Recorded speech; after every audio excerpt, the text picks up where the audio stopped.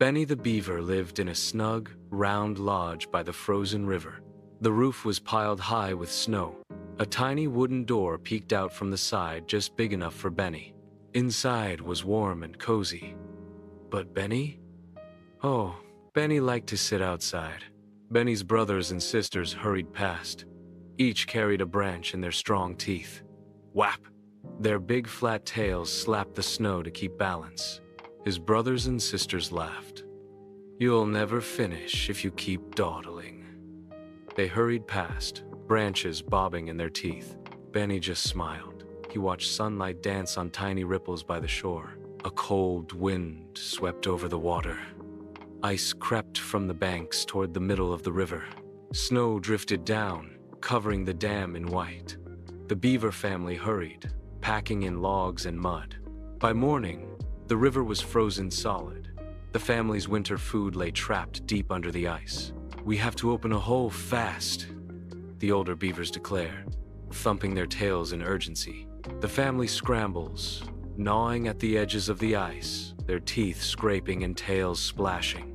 Benny watches for a moment, then turns and wanders slowly upstream. He pads along the snowy bank, ears twitching at the sound of trickling water beneath the ice. Up ahead, he notices a patch of ice that looks thinner, almost glowing from the bubbles rising underneath. A line of fresh paw prints cuts across the snow, leading away from the river toward a small side stream. Benny follows the stream into a quieter part of the forest, where snow-laden branches arch overhead. The ice here is patchy, and the soft sound of running water grows louder with each step. Around a bend, Benny stops. Before him is a hidden pool, steam curling up into the icy air.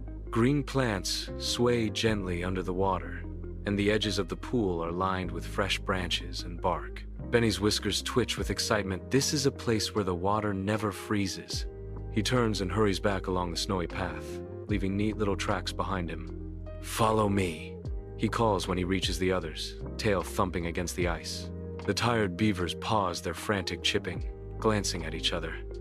They hesitate for a moment, but the cold gnaws at their bellies and hunger wins.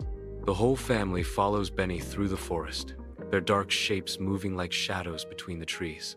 Snow falls lightly as they pass under bent willows and hop over half-buried logs. The sound of rushing water grows, and the air becomes warmer. They step into the clearing, and their eyes widen at the steaming pool. Without waiting, the beavers slide into the water, shaking off the cold and diving toward the branches. They nibble at the tender bark and pull pieces back to store in their lodge. "Benny," says his father, swimming to his side, "we thought you were wasting time, but you were paying attention to the river. You found what we needed."